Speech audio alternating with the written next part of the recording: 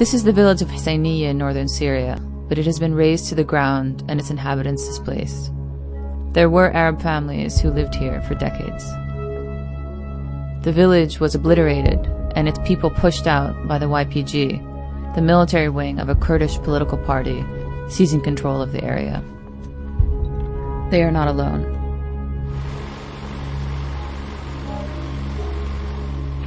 اسلوب كلها مهجرة هالحال. وجهوا الرصاص فوقنا لا بدكم تطلعون، غصبا عنكم بدكم تطلعون. جابوا التركسات بلشوا يكسحوا بالبيوت بيت إلى من ما خلصت القرية بالكامل. خلي يا أنت صار لك شقد تبني بهالبيت؟ خلي هلا أنا بساعة ما خليت شيء. إنه خلاص بدهم يحرقون البيت. The Kurdish political party, the PYD, has taken control of 3 separate enclaves in the north and established an autonomous administration within Syria after decades of discrimination against Kurds. Areas under their control were under attack by ISIS fighters, which controlled neighboring territories.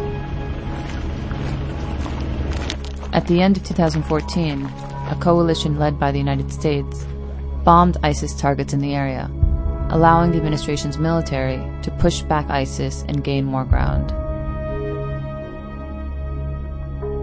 Allegations surfaced that as YPG forces expanded their control, they were forcing Arab and Turkmen families to leave the area because of long-standing grievances or retaliation for alleged support of ISIS.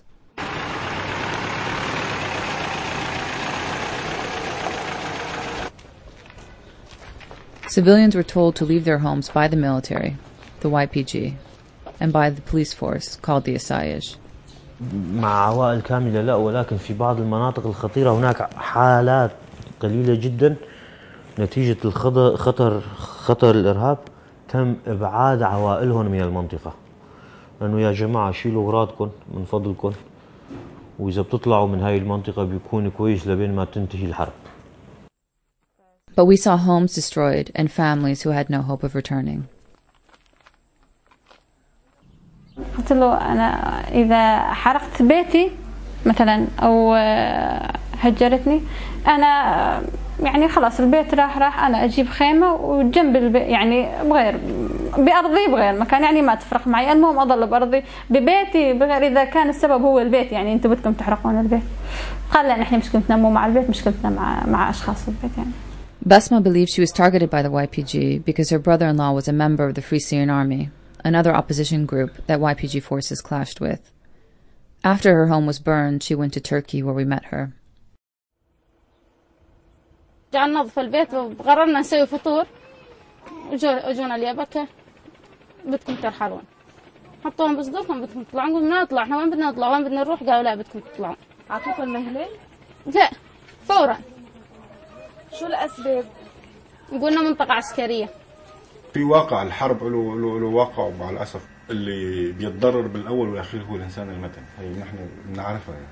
هناك إطلاق نار وهناك سيارات مفخخة وهناك قصف طيران وهناك مدفعين، كل صنوف الأسلحة تستخدم. إذا فالحل الأنسب هو إبعاد هؤلاء المدنيين من خطوط التماس إلى أن تهدأ الأوضاع أو أن يبعد خطر تنظيم داعش عن المنطقة على القليل. هذا لا يعني بأنه هناك تعسف أو هناك تهجير أو هناك حملات ممنهجة لإبعاد السكان الأصليين من مناطقهم. بكل تأكيد لا يوجد شيء من هذا القبيل. But we interviewed dozens of civilians who were displaced from their homes, despite being far from the front lines, and despite no reports of landmines in their areas. قلت لهم انطوني شنطاية ملابسي، يقول لا بيها بوم تنفجر عليه. أقول لهم أنا مسؤولة عنها إذا بيها بوم. أنا واحد يعني إذا واحد هو شايل شنطايته ما يعرف إذا بيها بوم ولا لا. سلوك تيجي يجون يعني يجيبون عفشهم يفوتون على بيوتهم ما يخلونهم يجون، يقولون أنتوا انسوا سلوك، ما لكم بيوت هنا، أنتوا داعش كانت عندكم.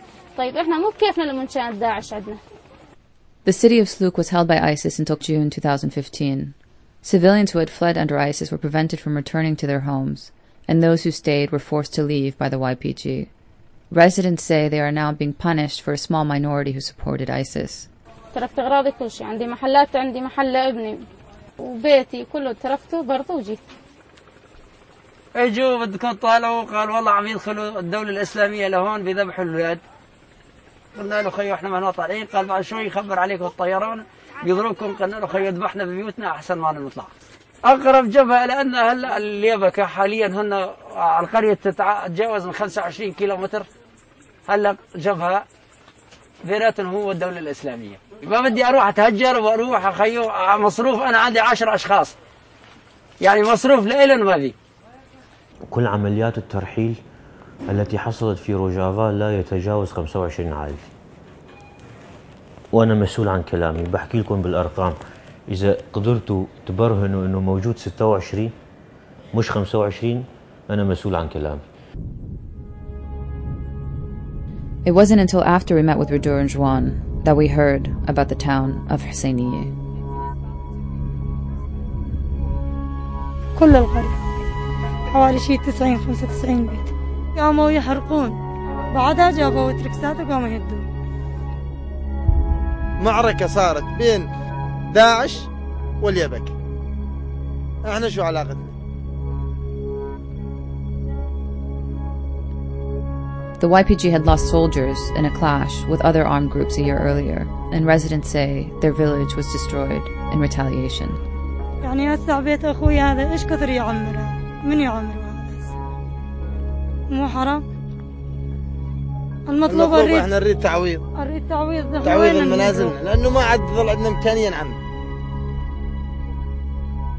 مؤسسات الإدارة الذاتية مجبرة على أن تؤمن لهم السكن، سواء في مخيم أو سواء في قرية أخرى، أو تقدم الاحتياجات الإنسانية وإلى ما هنالك.